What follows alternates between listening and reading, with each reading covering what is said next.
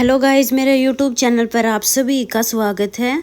आज की वीडियो में मैं आपको अधिक मास में आने वाली 11 परमा एकादशी की व्रत कथा सुनाऊंगी। तो व्रत कथा सुनने के लिए एक लोटा जल ले लेंगे और अपने हाथ में तिल के दाने ले लेंगे।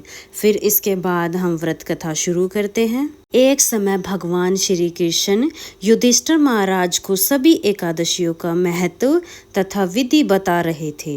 तब युधिष्ठिर महाराज ने श्री कृष्ण भगवान से अधिक मास की कृष्ण पक्ष में आने वाली एकादशी के विषय में पूछा। तब भगवान श्री कृष्ण बोले, हे धर्मराज, अधिक मास के कृष्ण पक्ष में आने वाली एकादशी परमा पुरुषोत्तमी या कमला एकादशी कहलाती है। 3 वर्ष में एक बार आने के कारण अधिक मास की एकादशियों का बहुत महत्व है। अब मैं तुम्हें एक कथा सुनाता हूँ, ध्यान पूर्वक सुनो। काम्पेल्य नगरी में सुमेधा नाम का एक धर्मात्मा ब्राह्मण अपनी पत्नी के साथ में निवास करता था। ब्राह्मण बहुत धर्मात्मा तथा उसकी पत्नी पतिव्रता स्त्री थी। वो दोनों सदाचारी और धर्म कर्म में विश्वास रखने वाले थे। दोनों पति पत्नी स्वयं भूखे रहकर भी अतिथियों की सेवा पूरे मान से करते थे। धन की कमी के कारण एक दिन ब्राह्मण ने अपनी पत्नी से कहा, हे प्रिय, मैं धन कमाने के लिए प्रदेश जाना चाहता हूँ। इतने कम धन में हमारा गुजारा नहीं हो पा रहा।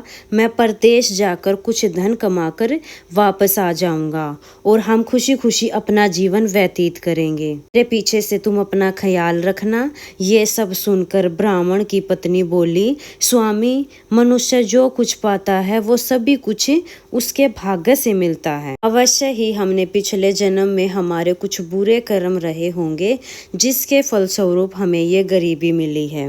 हे नाथ, यहीं रहकर अपना ध्यान अच्छे से कर्मों में लगाइए। बाकी जो प्रभु की इच्छा होगी वही होगा। पत्नी की कही बात ब्राह्मण को सही लगी। उसने प्रदेश जाने का विचार त्याग दिया। एक दिन संयोगवश कौंडिन्य ऋषि वहां से गुजर रहे थे। ब्राह्मण के आग्रह करने पर वो उसके घर में पधारे। महर्षि को अपने घर में देखकर दोनों पति पत्नी बहुत प्रसन्न हुए। उन्होंने कौंडिन्य ऋषि की खूब आव भगत करी।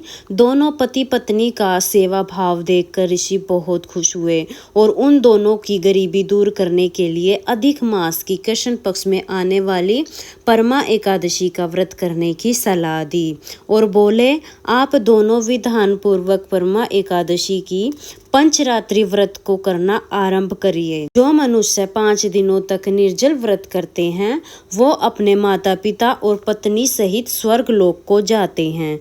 जो मनुष्य 5 दिनों तक संध्या को भोजन करते हैं वो स्वर्ग लोक को जाते हैं। जो मनुष्य स्नान करके 5 दिनों तक ब्राह्मणों को भोजन कराते हैं वो समस्त संसार को भोजन कराने का फल प्राप्त करते हैं।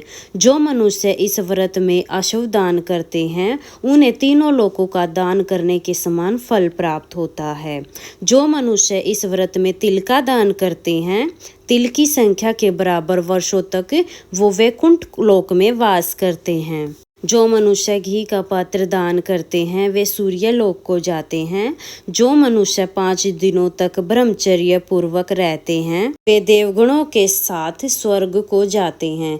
अतः हे ब्राह्मणी, तुम अपने पति के साथ इस व्रत का पालन करो। इससे तुम्हें अवश्य ही सिद्धियां और अंत में स्वर्ग की प्राप्ति होगी।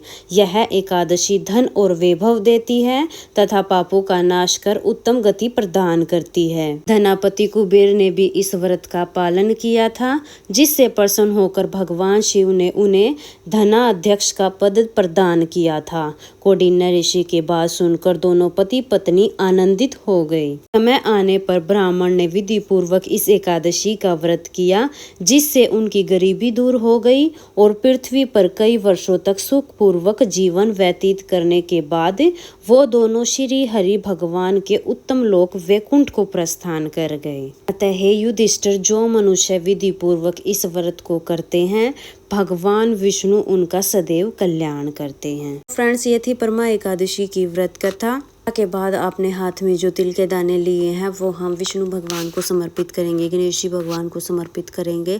थोड़े से जल के लोटे में डाल देंगे और पूजा के बाद जो जल का लोटा है वो सूर्य देवता को अर्घ दे देंगे। तो इस तरह से हम कथा सुनते हैं। फ्रेंड्स, आप लोगों को ये वीडियो पसंद आई हो तो वीडियो को लाइक कर देना। मेरे चैनल पर नए हैं तो मेरे चैनल को सब्सक्राइब कर लेना। हिंदू धर्म के पूजा पाठ, तीज त्योहारों की वीडियो सभी आपको मेरे चैनल पर मिलेंगी।